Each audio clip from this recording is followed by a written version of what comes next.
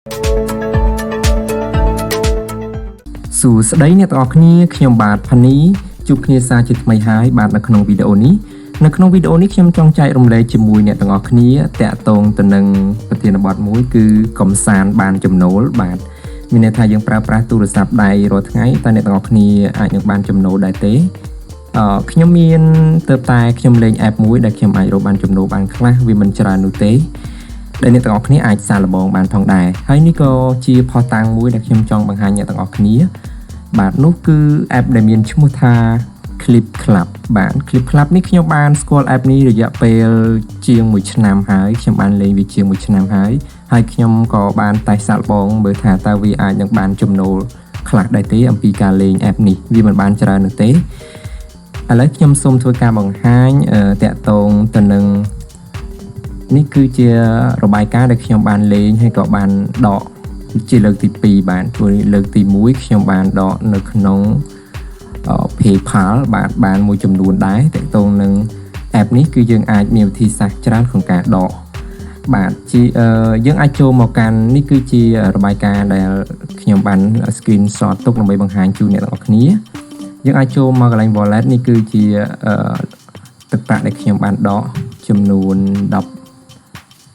11.41 សេនដែលខ្ញុំធ្វើការដកបានតាមរយៈការបញ្ចូលមកលើលេខទូរស័ព្ទដៃបាទលេខទូរស័ព្ទដៃគឺនេះលេខទូរស័ព្ទដៃនៅខ្មែរយើងបាទគឺខ្ញុំធ្វើការដកតាមរយៈ Smart ហើយយើងចូលមក confirm ហើយយើងអាចធ្វើការដកចាប់ពី$10ឡើងទៅ10.20ហាដោយសារ$យើងត្រូវចំណាយអស់ 11.36 សេនបាទធ្វើការដកហើយយើង confirm មកបាទនេះគឺ process ក្នុងការដករបស់ខ្ញុំសូមនិយាយកាត់បន្តិចបាទវាអាចត្រូវការរយៈពេលយ៉ាងតិច24ម៉ោងឬក៏យ៉ាងយូរមួយសប្តាហ៍វានឹងអាចនឹងចូលបានតែចំពោះខ្ញុំគឺត្រឹមតែមួយថ្ងៃទេ24ម៉ោងគឺវានឹងបានផ្ញើបញ្ជូនចូលមកក្នុងលេខទូរស័ព្ទដៃ Smart របស់ខ្ញុំបាទនេះcomplete បាទ$10ក៏ប៉ុន្តែយើងត្រូវចំណាយអស់រហូតដល់11បាទនេះ submit អូខេហើយនេះគឺនៅលើ Smart app Smart របស់ខ្ញុំគឺខ្ញុំទទួលបាន$10តែដោយសារតែខ្ញុំបានភ្ជាប់គណនី Smart ធំអញ្ចឹងហើយវាបានកាត់អស់$1អញ្ចឹងវាសល់តែ$9ជាងទេហើយនេះគឺមានន័យថា proof តាក់ទងទៅនឹងរយចំណូលបានខ្លះពីព្រោះ app មួយចំនួនខ្ញុំបានលេងច្រើនដែរតែវាអត់បានចំណូលទេក៏ប៉ុន្តែចំពោះ app នេះ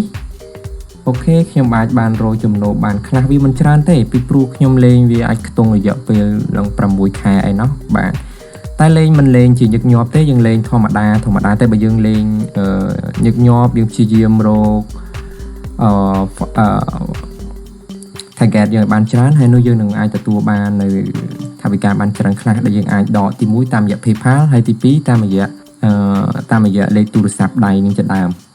ខ្ញុំមិនទាន់បានសាកជាមួយនឹង SIM ផ្សេងទេអាចតែមានលើក្រោយខ្ញុំនឹងបង្ហាញជូនអ្នកទាំងអស់គ្នាហើយអ្នកទាំងអស់គ្នាអាចសាកល្បងបានផងដែរខ្ញុំនឹងនៅវីដេអូក្រោយខ្ញុំនឹងធ្វើការបង្ហាញអ្នកទាំងអស់គ្នាបន្ថែមទាក់ទងនឹងវិធីសាស្ត្រក្នុងការបង្កើត account របៀបម៉េចជាបន្តទៀតចំពោះវីដេអូនេះគឺមានតែប៉ុណ្្នឹងទេសម្រាប់បង្ហាញជូនអ្នកទាំងអស់គ្នាទាក់ទងនឹងខ្លីៗដែលខ្ញុំចង់បង្ហាញថា app នេះគឺពិតជាអាចរកចំណូលបានបន្តិចបន្តួចខ្លះដែរនៅពេលដែលយើងទំនេរអរគុណច្រើនសម្រាប់ការទស្សនារបស់អ្នកទាំងអស់គ្នាយើងនឹងជួបគ្នានៅវីដេអូក្រោយជាបន្តទៀតសូមជម្រាបលា